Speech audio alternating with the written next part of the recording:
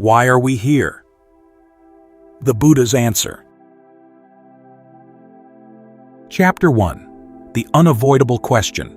Why do I exist? There's a certain kind of silence that only shows up at 3 a.m.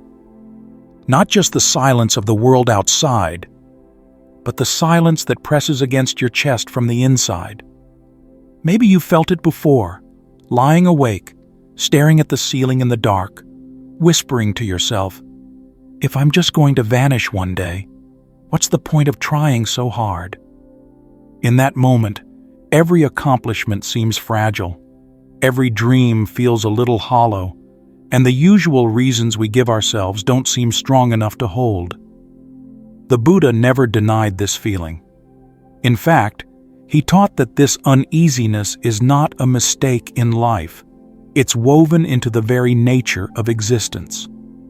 He used the word dukkha to describe it, sometimes translated as suffering. But it's much deeper than that. Dukkha points to the simple truth that life is unreliable. Not because it's bad, but because everything in it changes. Health fades, relationships shift, moments of happiness pass. Even our own sense of who we are keeps moving, like a river you can't step into twice. Western thinkers touch this same truth in their own way. Albert Camus, for example, looked at life and called it absurd, a tension between our longing for meaning and the universe's quiet indifference. But while Camus offered rebellion against absurdity as the response, Buddhism goes somewhere else entirely. The Buddha taught that meaning doesn't come from fighting the changing nature of life. It comes when we stop chasing illusions altogether. When we stop demanding that life be something it's not. When the chasing ends, what's left is something much simpler. A quiet, vivid presence that doesn't need justification. Still, even if we understand that life is changing and unreliable, another question rises almost naturally. Why was I even born into this world of change? Was it pure luck? Some cosmic accident? From the Buddhist view, the answer is neither random nor mystical in the way people often imagine. The Buddha taught about dependent origination, the idea that everything arises because of countless causes and conditions. Your life, your body, your mind, even the tiny choices that led you here, none of it came from nowhere. It's the result of a vast, interconnected web stretching back beyond what any mind could measure. Western science has its own beautiful version of this. Carl Sagan once said, "We are made of star stuff," reminding us that the elements in our bodies were forged in ancient stars long before Earth even existed. Buddhism, thousands of years earlier, taught something similar in spirit, that each of us is a ripple in the vast ocean of causes and effects. You didn't fall from the sky, and you weren't summoned by fate. You are an unfolding, the natural unfolding of craving, mind, action, and life itself, all stitched together across endless moments. And yet, knowing we are part of this great web still leaves another feeling tugging at the heart. The sense that maybe, somehow, we can take control. That if we just plan well enough, try hard enough, hold tightly enough, we can steer everything exactly where we want it to go. But Zen teachers have long asked, does the wind move, the flag, or your mind?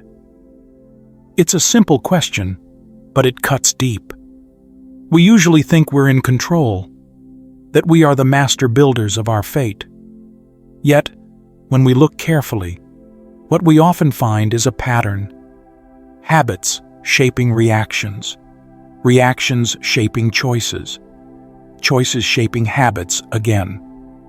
A circle spinning on its own momentum. The Buddha reminded us that what we believe we control is often just clinging disguised as strength.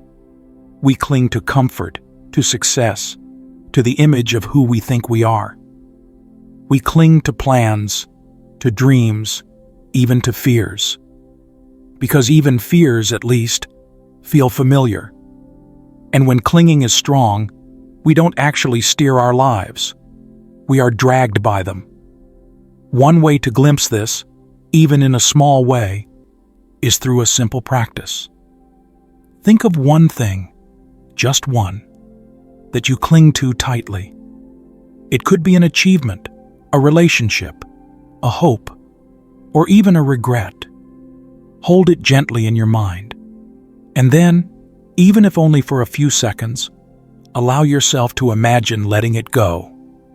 Not losing it. Just releasing the white-knuckled grip around it. Notice what rises in that space. Maybe fear, maybe freedom, maybe something beyond both. The Buddha didn't teach that we must renounce the world or become cold to it. He taught that when clinging falls away, life becomes something different, something lighter, more awake. So if we are not random accidents tossed into the universe, and if our attempts to control life are mostly tangled in old habits, then a sharper question comes into view. Why exactly are we caught in this pattern of living, craving, striving, and suffering? Buddhism offers a bold answer, one that doesn't blame the world and doesn't blame you either, but gently points to a deeper understanding hidden in the very structure of life itself. Chapter 2. Why We're Caught Here, Karma and Rebirth. If you look closely, you'll see that nothing truly begins from nowhere. Your life, my life, every life, none of them popped into existence like magic.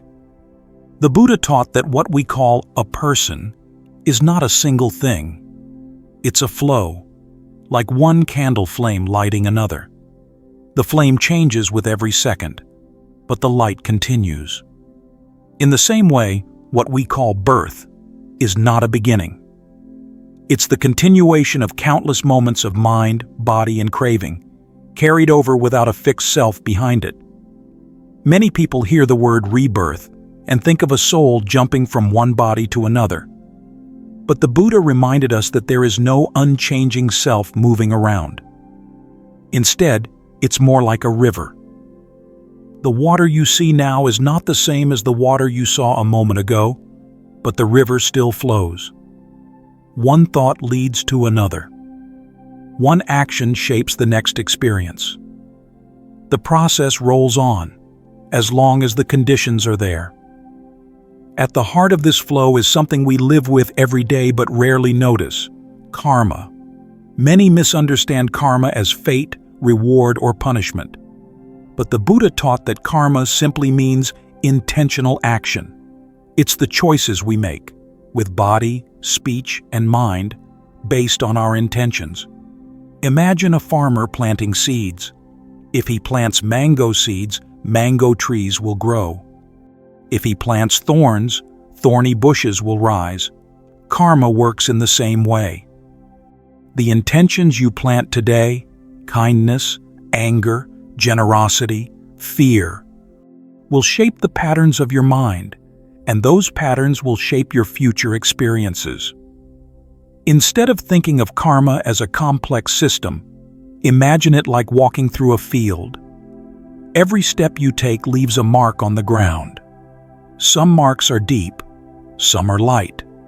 Some paths lead to beautiful gardens, others into thorny forests.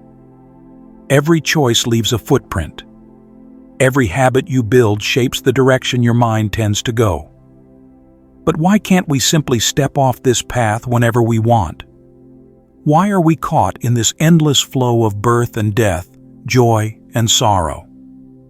The Buddha pointed to something even deeper, the 12 links of dependent origination, what he called paticca samuppada. It shows, step by step, how we get trapped. It begins with ignorance, not seeing things as they are. Because of ignorance, mental formations arise, habits, tendencies, ways of thinking. From formations comes consciousness, the spark of knowing that leads to name and form, the mind and body. Then, with mind and body, there are the 6 senses: sight, sound, smell, taste, touch, and thought. Contact between senses and the world gives rise to feeling, pleasant, unpleasant, or neutral. From feeling comes craving, wanting what feels good, pushing away what feels bad. Craving leads to clinging, holding on tightly to ideas, possessions, identities. From clinging comes becoming, the formation of new states of existence. And from becoming comes birth. Not just physical birth, but the birth of new experiences, new suffering. And where there is birth, there is inevitably aging and death, along with sorrow, lamentation, pain, and despair. This is the wheel that spins life after life. And it all starts with one simple thing: ignorance, not seeing clearly. We crave because we believe there is something out there that can make us whole. We cling because we are afraid of losing what we think defines us. We keep becoming because we fear emptiness. Samsara, the endless cycle, is not a place somewhere else. It is a pattern of the mind, always chasing, always grasping, always becoming. The Buddha didn't teach this to frighten us. He showed it to help us see. If we can understand this process, even a little, we can begin to loosen its grip. If craving and clinging keep the wheel spinning, then understanding and letting go can slow it down. Some days, you might catch a glimpse of this. Maybe when you notice yourself reaching for something, a phone, a snack, a memory. And in that moment, you realize it's not truly satisfying. That small moment of seeing is precious. It's a crack in the wall. The path is not about fighting the wheel or trying to escape life. It's about seeing life so clearly that the wheel no longer pulls us the same way. And it begins with small steps, recognizing where craving arises, noticing the tug of clinging, feeling the restlessness of becoming. The Buddha taught that freedom doesn't come from somewhere outside. It comes from understanding how we are weaving our own nets of suffering and choosing, slowly and patiently, to untangle them. Chapter 3. Liberation, not salvation, the Buddha's path. When the Buddha sat beneath the Bodhi tree, it wasn't salvation he found. It wasn't a reward waiting at the end of a hard life. It was something simpler, yet far more difficult. A deep seeing into the way things actually are. He realized that we're not trapped because the world is cruel. We're trapped because we misunderstand it. The Buddha taught the Four Noble Truths not as beliefs to adopt, but as simple observations about how suffering arises and how it can end. He taught that suffering, or dukkha, isn't caused by life itself. It's caused by the way we grasp at life, chasing after what feels good, running from what feels bad, and clinging to whatever gives us a fleeting sense of identity. He compared his teaching to a doctor diagnosing an illness. First, he pointed out the illness, dukkha. Then, he identified the cause, craving. Next, he offered hope. The illness can end. Finally, he prescribed a treatment, the Eightfold Path. The first truth is simple, but easy to overlook. Life doesn't satisfy because everything changes. Pleasure fades, Health declines, relationships shift. Even our sense of self changes from moment to moment. When we cling to anything, a person, a dream, even an idea of who we are, suffering follows. Not because life is broken, but because we expect it to be stable when it never was. The second truth is even sharper. The Buddha taught that the root of suffering isn't outside us. It's inside. It's craving. This endless hunger not just for physical things, but for feelings, stories, identities. We crave to be loved, respected, safe, important, unchanging. And each time we try to lock something down, each time we whisper, "Stay like this," we set ourselves up for heartbreak. The third truth is a quiet kind of hope. Freedom is possible. But not by fixing life. Not by getting everything we want. Freedom comes from seeing clearly that clinging itself is the problem. When craving fades, suffering fades. When we no longer demand that life conform to our desires, we move with it. Like a leaf carried by the river, rather than dragged beneath it. The fourth truth is the path itself. Not a command, not a rule book, but a way of living with wisdom and compassion. The Eightfold Path isn't something we check off once and forget. It's a way of seeing, thinking, speaking, acting, and living that aligns with the flow of reality instead of fighting it. Right view means recognizing that life changes, that clinging hurts, that actions have consequences. It's not about blind belief. It's about seeing clearly, noticing the cause and effect in your own experience. Right effort isn't about forcing yourself to be perfect. It's about gently steering your mind toward helpful states. Kindness, patience, understanding. And away from harmful ones like anger, jealousy, or despair. The Buddha reminded us that it's not about fighting your thoughts. It's about not feeding the ones that poison you. Right, mindfulness is the art of coming back to the present. It's easy to get lost in memories, plans, worries, regrets. But the Buddha taught that freedom lives here and now. Every breath, every step, every sound is a doorway back to reality, if we pay attention. The rest of the path, right speech, right action, right livelihood, right concentration, all support this same movement, living in a way that doesn't deepen suffering for ourselves or others, speaking truthfully, acting kindly, making a living in ways that don't harm, training the mind to be steady and open, like a still pond that reflects the sky. When people hear the word salvation, they often think of going somewhere better after death.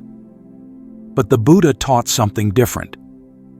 Nirvana isn't a paradise waiting somewhere else. It's the extinguishing of craving. It's the end of the burning need to be someone, to own something, to make life behave a certain way. He taught that you don't need to believe in a special place or a cosmic reward. You don't even need to wait for death.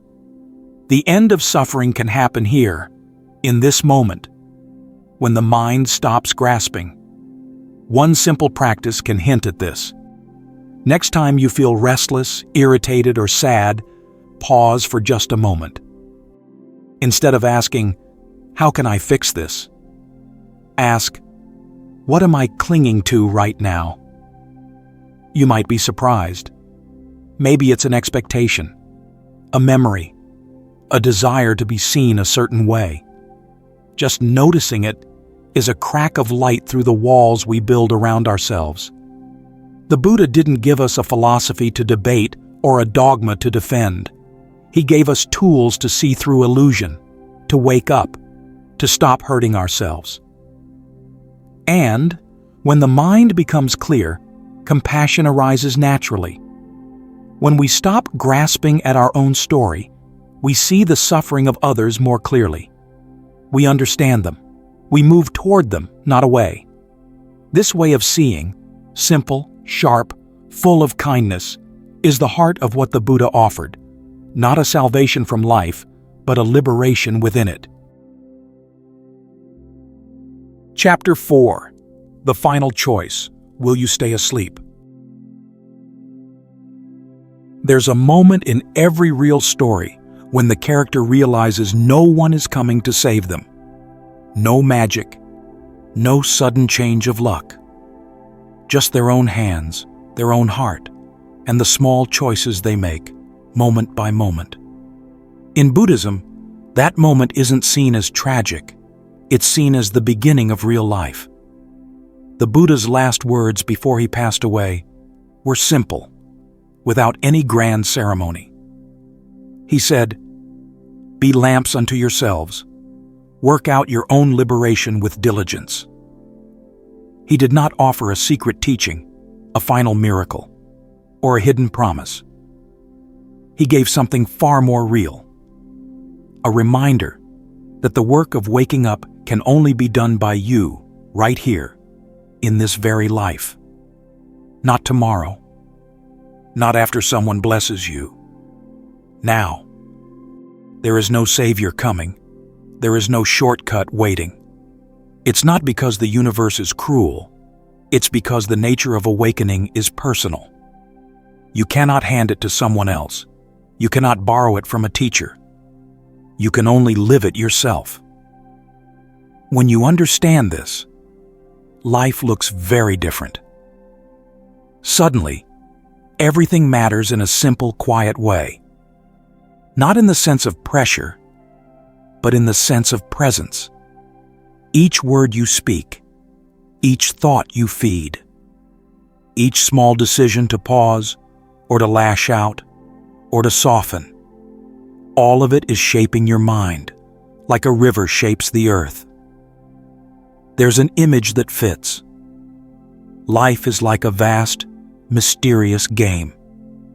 Not a childish game, but a deep, endless unfolding. You have been given a secret code, written not in words, but in understanding. Craving leads to suffering. Clinging leads to confusion. Seeing clearly leads to freedom. The question is not whether the code is real. The question is whether you will use it. It's tempting to believe you are the main character in this game. The hero whose story is about winning, succeeding, or being loved. But the Buddha taught something much gentler and more powerful. He taught that perhaps you are not the character at all. Perhaps you are the awareness itself, watching the story unfold, learning to stop grasping at every turn. If that sounds too distant, too big to grasp, there are simple ways to touch it with your own hands. Lie down in the grass one evening and feel the earth holding you up without asking anything in return. Look up at the sky and ask yourself quietly, am I the universe seeing itself? Not to find an answer, but to open a door inside you. The door of not knowing, the door of wonder. Think of someone who once hurt you. Maybe they never apologized. Maybe they never even realized it. Now, in silence, offer them forgiveness. Not because they deserve it, but because you are learning what it feels like to be free. Notice how it feels in your body, like a knot beginning to loosen. Watch the sunset without trying to capture it, without wishing it could last. Let it end. And as it fades, ask yourself, would I still need a reason to exist if this were my last moment? Feel the question, not with your mind, but with your whole being.